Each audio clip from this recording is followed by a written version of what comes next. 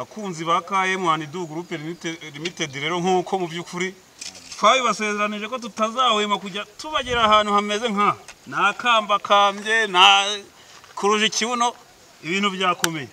Aha rero akaba ariho umwami bivuga ko yaguye, ariko nkuko nabibasezeranije ubu nibwo mpageze, reka nshaka umwana ubizi neza kundusha abidutangarize uko mubibona. Dore nguriya hasi musore bakwita nde? Bagita Twishimire Odari. Odari, aho uhagaze ngo niho hameze gute, byagenze gute?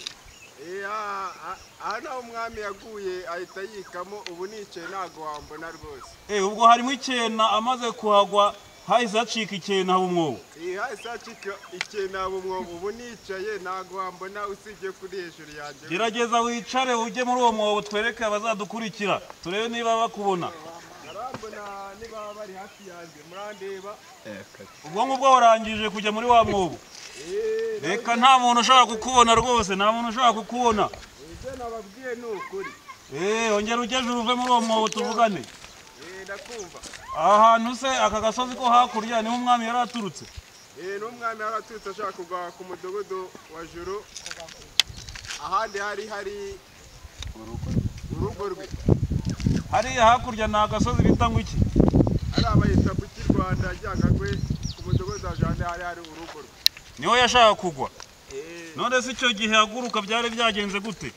Icyo gihe haguruka uko tubyumva nko mu mategeko ya kera, yabonaga ari abavandimwe bateye urugero nabaha. Yari abonye iwe hasa nkaho hatewe, noneho aje gutabara. Yaje aje gutabara, wa munsi wageze agwa kuri urutare rwa Gatumwa. Bivuge ngo ubu uru rutare uko turubona barwita urutare rwa Gatumwa. Barwita urutare rwa Gatumwa. Ni runini, ni bunini banyarwanda, urutare ni runini. Nkuko mubibona rero umwami Mazimpaka ngaya amasaziro ye ngahantu yaguye. Mu byukuri tuba twahageze, twavunitse, twamanutse imisozi, twateza amamodoka, aho bitari ngombwa tukagenda n'amaguru kugira ngo tujye tubaha inkuru z'umwimerere. Gerageza uveyo nubwo bigoye, wihangane, biragoye banyarwanda, biragoye. Uru ni urutare rurerure, umuhanda ni muremure, ariko turagerageza kuzamuka. ni urutare ngeranije rufite metero nka 70 uzamuka uvuye hasi kugera hejuru. Ruragoye, muramubona nguwo ari kuzamuka, ngo wangezeho no gukambakamba, nanjye ndazamutse nkuko mubibona banyarwanda. Iyi ni KM&D Group Limited, tuba twavunitse, inkuru z'umwimerere nitwe tuzigira. Nkuko mutureye murabona tugeze hagati yarwo, ntabwo turarusoza rwose. Ni rurerure cyane. Ni ukuvuga ngo urusoza ni ukuba wakoze tize, biragoye cyane. Bakunzi bacu rero, urugendo rwacu ntabwo turarusoza, turacyagenda. Tugiye kubereka ku musozi ingabo z'umwami zakundaga kuba zikambitse, arizo zarindaga aha hantu. Ubu niho tugiye kubereka. Kuhagera biragoye, ni umusozi ufite ibirometero 10 uzamuka, ariko twarabyiyemeje nta kundi turawugeraho. Mu kanya rero turaba tuhakandagiye tuhabereke naho, ubundi urugendo rwacu twe turupfundikiye aho ngaho nkuko twabibasezeranije. Turabakunda.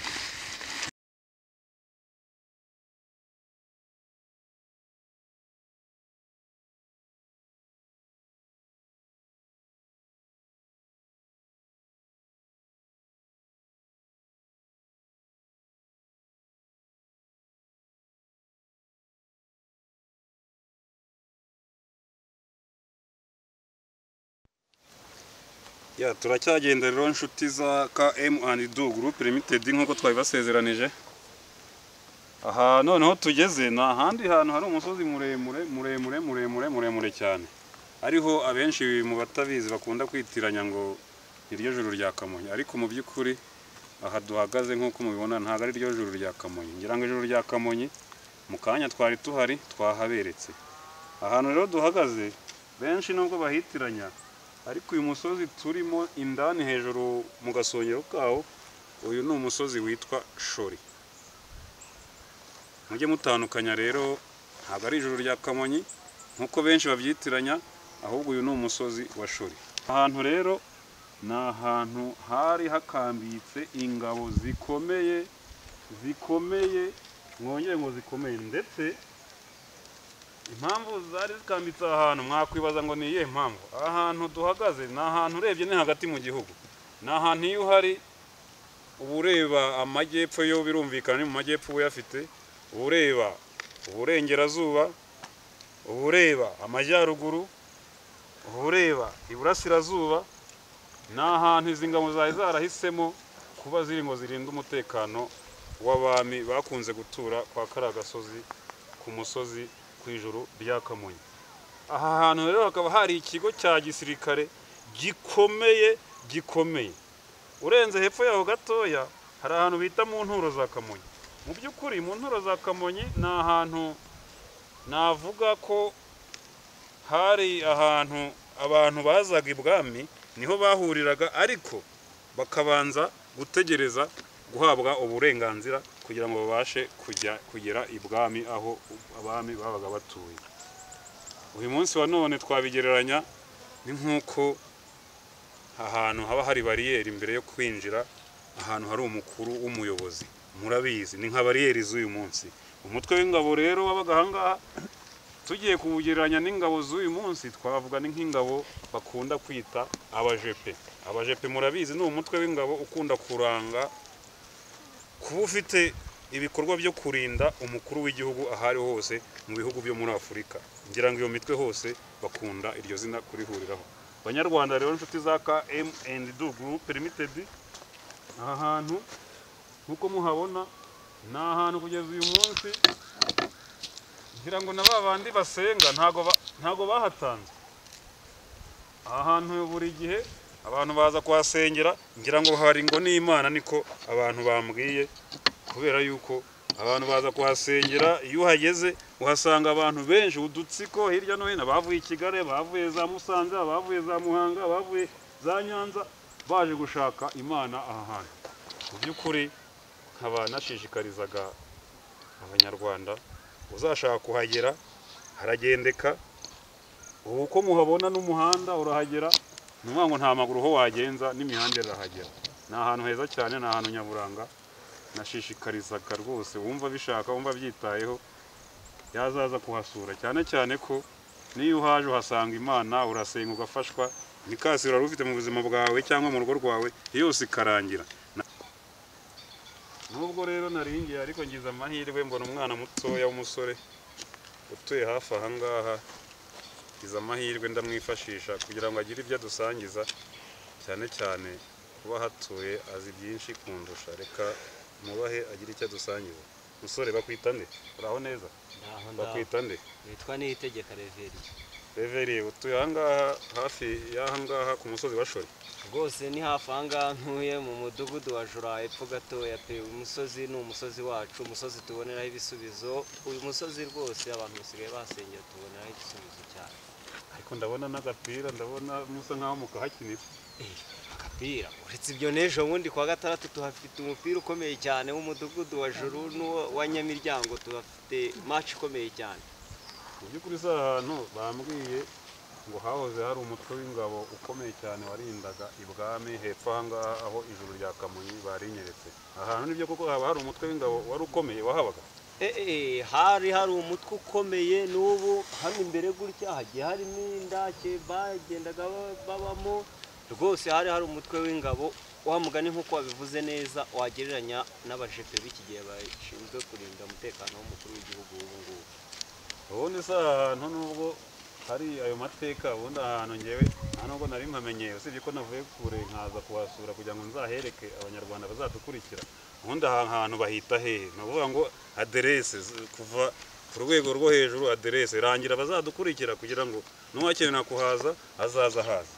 Aha ngaha rero rwose uko hareba gutya ni mu majyepfo, ni mu karere ka Kamonyi, umurenge wa Gacurabwenge, akagari ka Nkingo, umudugudu wa Juru. Ubu ni ukuvuga aha duhagaze turi mu mudugudu wa Juru. Turi mu mudugudu wa Juru nyirizina. Ariko umusozi ukitwa Shori.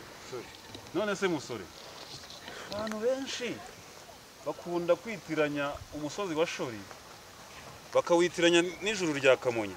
mu by'ukuri ongera uhamiriza abazadukurikira koko wongera ubihamirize nkaho hatuye wagira uti ahangaha koko aha ni hehe koko mu by'ukuri. Ahangaha rero ni ku musozi wo muri Shori. Ahangaha ntago ariho nyirizina ku ijuru rya Kamonyi. Ahangaha ni hamwe mu gace ko mu mudugudu wa Juru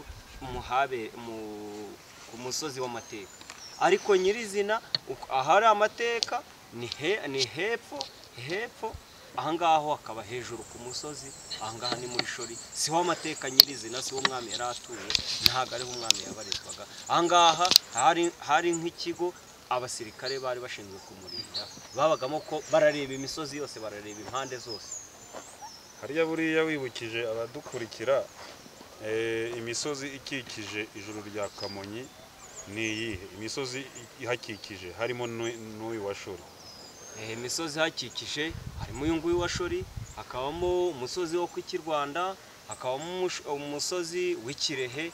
Niyo misozi ihakikije. Hakurya aho tureba bahita mu iki? Ahangaha bahita Ikinyambi.